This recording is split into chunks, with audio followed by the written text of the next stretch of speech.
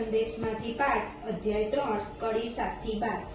ઈસુ શિષ્યો સાથે સરોવર તરફ ચાલ્યા ગયા અને ગાલિલમાંથી પુષ્કળ લોકો તેમની પાછળ પાછળ ગયા। વળી યહૂદિયા, યરૂશલેમ, અમોદ અને યર્દન પારના પ્રદેશમાંથી તેમજ તૂર અને સીદોન આસપાસના પ્રદેશમાંથી પણ પુષ્કળ લોકો ઈસુ શું કરે છે તેની વાત સાંભળીને તેમની પાસે આવ્યા।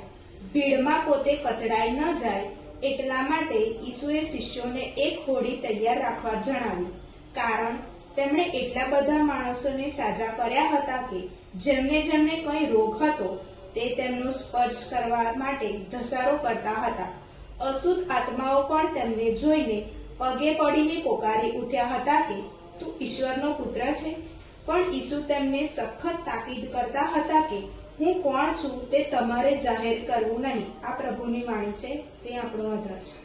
પ્રભુ ઈસુમાં મારા વાલા ભાઈઓ તથા બહેનો, આજના વાંચનમાં આપણે જોયું કે પ્રભુ ઈસુ શિષ્યો સાથે સરોવર તરફ જઈ રહ્યા છે અને ગાલિલ પ્રાંતનું મોટું ટોળું તેમની પાછળ પાછળ જઈ રહ્યું છે।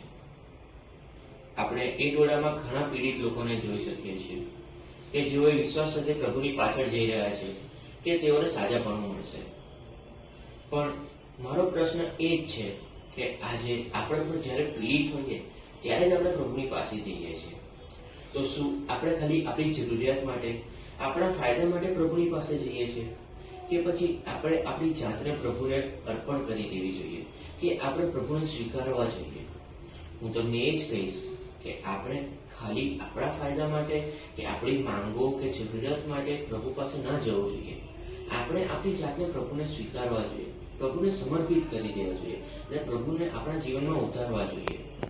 તો આજે જ પોતાની જાતને એ સવાલ જરૂર પૂછજો કે શું હું મારી માંગો માટે જ પ્રભુ પાસે જાઉં છું કે હું સાચે જ પોતાની જાતને પ્રભુને સમર્પિત કરું છું, પોતાની જાતને પ્રભુને અર્પણ કરું છું અને પ્રભુને મારા જીવનમાં સ્વીકારું છું।